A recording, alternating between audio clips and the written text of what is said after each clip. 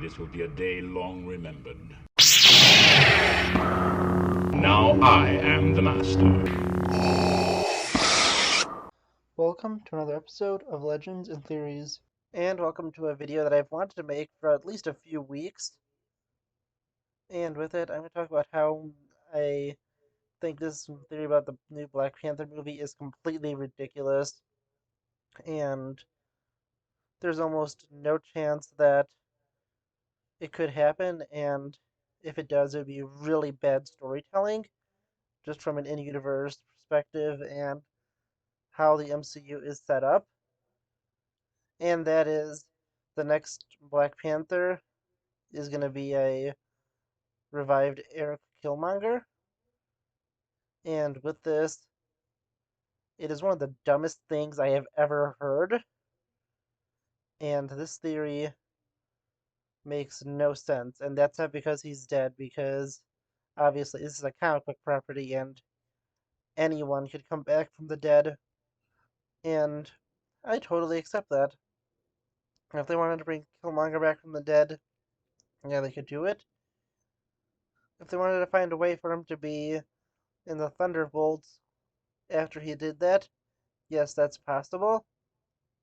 But if they wanted to go and make him the new Black Panther and the hero of Wakanda, that is completely impossible and would not work in the world, not only of the MCU, but also in the real world, just because of the various crimes that were committed by Killmonger in Black Panther. And with that, the people of Wakanda would not forgive him easily or at all for what he's done, and even if the royal family did forgive him, which I don't see why they would, because once he took control and was Black Panther in the previous movie, they all went and did not trust him and turned against him, even though, from what it seemed like, he won in the traditional combat, and with it, he went and presumably killed T'Challa to them. And with that, that would have made him king. And if they respected the laws and wanted to were willing to follow him, they would have followed him there. And why would they follow him here, even if he says he has a change of heart by being brought back from the dead? But let's just say they go and do that. He is still a war criminal, and with it, he attempted some horrible things.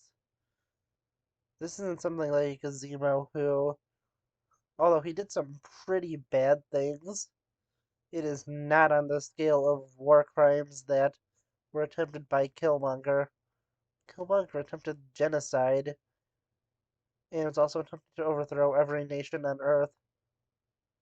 And with it, I just don't see how anyone could go and justify him being kept free off of a non suspiciously run organization like the Thunderbolts would be.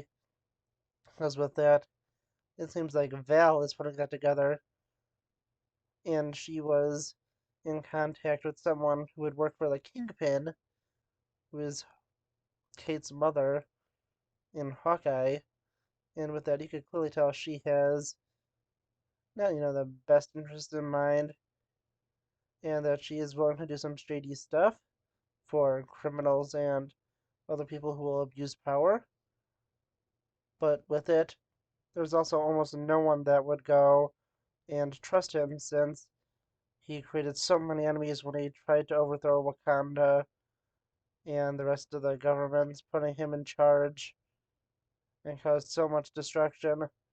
Even though he did have sympathetic motivation behind his goals, the goals were completely evil, and what he was doing was a terrible thing. And looking at it, we can take a look at an example of someone else who would have been in the same situation and how that would have played out. And that is the situation with Darth Vader. And looking at a scenario, what would happen if he survived the events of Return of the Jedi. And with that, if Vader survived, there's no chance that Vader would ever be forgiven for the crimes he committed. Although he did commit more crimes than Killmonger in his really like 25 years as Darth Vader. It's somewhere around that time. Maybe I'm like a year or two off, either way, but with it, you could see just how Vader committed so many crimes, many of the crimes that Killmonger attempted himself, and with it, even though he did have a turn of heart, and Luke Skywalker wanted to fully forgive him for what he's done and saw him as redeemed, just because Luke saw it and we saw it as the audience does not mean that the people see it.